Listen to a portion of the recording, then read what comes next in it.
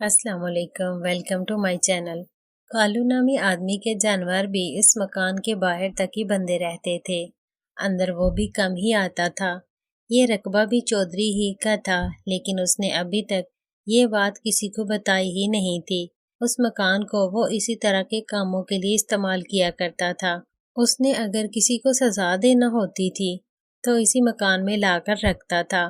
یہ باتیں ہمیں بعد میں معلوم ہوئی تھیں۔ ہم مکان کی چار دیواری کے اندر پہنچ چکے تھے۔ ابھی تک ہمیں کسی بھی خطرے کا سامنا نہیں کرنا پڑا تھا۔ شاید ڈانگر وغیرہ اس وجہ سے مطمئن تھے کہ اس طرف کون آنے والا تھا، اور علی تو اندر یقیناً بندہ ہوا ہی تھا۔ ان کی دانست میں علی یہاں سے بھاگ نہیں سکتا تھا۔ انہیں کیا معلوم تھا کہ علی آج رات کے اندھیرے میں یہاں سے بھاگنے والا تھا۔ مکان کے اندر دو کمرے بنے ہوئے تھے۔ ایک طرف ایک لیٹرین تھی اور کمروں کے آگے ایک برآمدہ بھی بنا ہوا تھا۔ یہ تمام عمارت ہی ٹوٹ پھوٹ کا شکار تھی۔ ہم نے ارد گرد دیکھتے ہوئے ایک کمرے کا رخ کیا۔ اس کمرے کو تالا لگا ہوا تھا۔ ہم تینوں سمجھ گئے کہ اندر کوئی نہ کوئی غیر معمولی بات ضرور تھی۔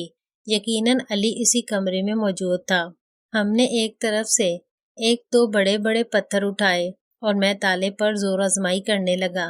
اچانک اندر سے ایک آواز آئی، جیسے کوئی درد مندانہ انداز میں کچھ بول رہا ہو۔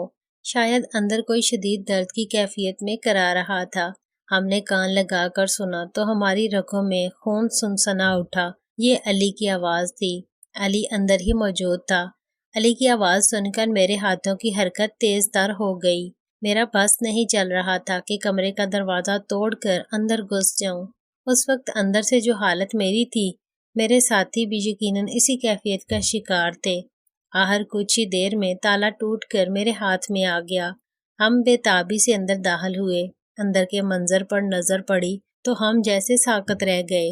اندر ایک ہولناک منظر ہمارا منتظر۔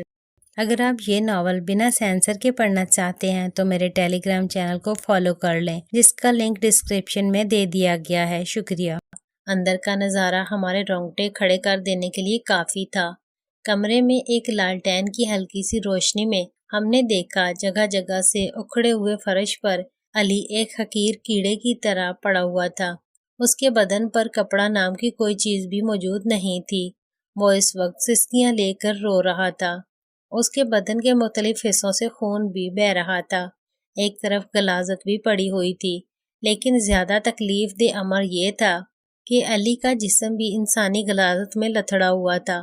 وہ بیچارہ بندھا ہوا تھا، اور اس حالت میں وہ اور کیا کر سکتا تھا؟ قرائن علی کی حالت کا اندازہ بخوبی لگا سکتے ہیں۔ یہ سارا منظر دیکھ کر ہم تینوں کی حالت ایک سی ہو گئی۔ ہمیں ایسے لگ رہا تھا کہ اس وقت اگر چودھری وغیرہ میں سے کوئی موجود ہوتا تو ہم نتائج سے بے پرواہ ہو کر شاید ان سے بھی بھڑ جاتے۔ میری رگوں میں خون کی گردش انتہائی تیز ہو چکی تھی، اور میری آنکھیں بھی غصے کی شدت سے سرخ ہو چکی تھیں۔ یہی حالت اکرم اور ٹیڈی وغیرہ کی بھی تھی۔ ہم تینوں دوست ایک دوسرے کے لیے ایسے ہی تھے۔ علی کی ایک درد بھری آہ نے ہمیں جیسے ہوش کی دنیا میں لا پھینکا تھا۔ ہم ایک ساتھ آگے بڑھے تھے۔ میں نے بجلی کسی سرز سے علی کا سر گود میں رکھ کر اکرم کو اشارہ کیا۔ اس نے خنجر نکال کر علی کے ہاتھ پاؤں کی بندشیں کھول دیں۔ یہ خنجر اکرم نے احتیاطی طور پر ساتھ رکھ لیا تھا۔ اب وہی خنجر کام بھی آ رہا تھا۔ ایک طرف ایک برتن میں کچھ پانی پڑا تھا۔ ٹیڈی نے اور اکرم نے مل کر علی کے جسم سے گندگی دھو دی تھی۔ علی شاید نیم بے ہوش تھا، کیونکہ اس نے ہمیں دیکھنے کے باوجود بھی ابھی تک ہم سے کوئی بات نہیں کی تھی، بلکہ اس کی آنکھیں بار بار بند ہو رہی تھیں۔ ایک دو بار میں نے اسے آواز دی، لیکن اکرم نے مجھے اشارہ کیا۔ میں سمجھ گیا کہ ابھی علی کو یہاں لٹا کر آواز دینے کی بجائے یہاں سے نکلنا زیادہ ضروری تھا۔ ہم اس وقت شدید ترین خطرے والی جگہ پر بیٹھے تھے۔ اگر ڈانگر یا چودھری کا کوئی اور کرندہ اس طرف آ نکلتا تو ہم تینوں کا پھنس جانا یقینی تھا۔ ہمارے پاس نہ تو کوئی اسلحہ تھا اور نہ ہی ہم اس طرح کے کسی بھی معرکے کے لیے ذہنی طور پر تیار ہو کر آئے تھے۔ ویسے بھی ہم کوئی مشاق قسم کے لڑاکا کمانڈو انسان ہرگز نہیں تھے۔ ہمارا مقصد صرف اور صرف جاسوسی کر کے علی تک پہنچنا تھا اور اسے آزاد کروانا تھا، جس میں ہم تقریباً کامیاب ہو چکے تھے۔ اب صرف وہاں سے نکلنے کا کام باقی رہ گیا تھا۔ टेडी ने अली की कमर के गिर्द एक कपड़ा ढांप दिया जो कि उसके कंधे पर रखा हुआ था। गांव के अक्सर लोगों की आदत हुआ करती है कि कंधे पर कपड़ा जरूर रखते हैं। अभी हम वहां से निकलने का सोच ही रहे थे कि मेरे जहन में एक बात आई, शीदा कहाँ था? मैंने अपने साथियों की मदद से शीदे को भी एक गोईठे से तलाश कर लिया था। वो जख्मी हालत में था लेकिन होश में था और एक तरफ पड़ा हुआ था। अगरचे उसकी हालत अली से कम अबतर थी लेकिन तशद्दुद के निशानात उसके जिस्म पर भी मौजूद थे। हमने उसे भी वहां से निकाल लिया। उसके बाद हम वहां से निकल आए। हमने अली को गांव लेकर जाने की बजाय एक और जगह का रुख किया था। अली ने नीम बेहोशी की हालत में हमसे एक दो बातें की थीं और उसी की हदायत पर हमने ये इकदाम उठाया था। हमारे ख्याल में अभी उसे गांव लेकर जाना किसी तौर भी खतरे से खाली नहीं था। गांव में अगली सुबह बड़ी पुरस्कार साबित हुई थी। चौधरी तो उस वक्त गांव में मौजूद नहीं था लेकिन डांगर चौधरी की चौपाल पर बैठा हुआ था और उसने हवेली के सारे मुलाजमीन को अपने आगे लगा रखा हुआ था।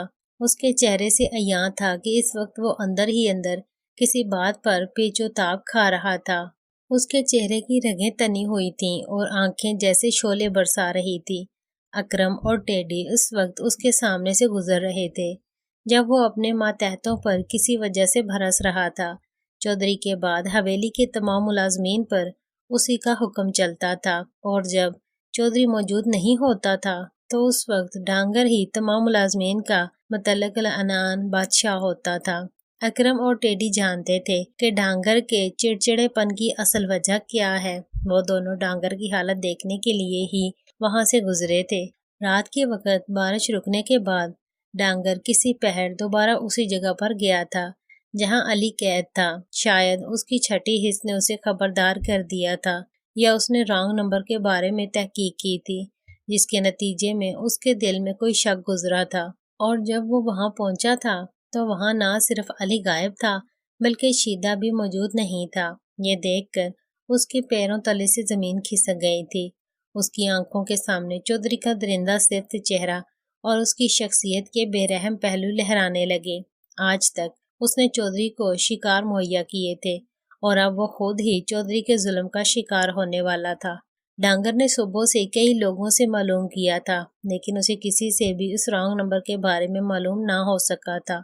उसने कई दफा कॉल भी की लेकिन हर दफा वो नंबर बंद ही मिल रहा था। उसके अंदर का इज़्तिराब बढ़ता ही जा रहा था और नतीजतन उसने सारे मुलाजमों का भरकस निकाल कर रख दिया था। चंद एक पर तो उसने बाकायदा हाथ भी उठा डाला था। सब उसके इस बदलते रवैये पर हैरान थे और डांगर अंदर ही अंदर इस बात से खौफजदा था कि न जाने चौधरी उसके साथ अब क्या सलूक करे। पूरे गांव में दहशत की अलामत समझा जाने वाला अब खुद दहशतजदा हो चुका था। नावल का अगला पार्ट बहुत जल्द अपलोड कर दिया जाएगा।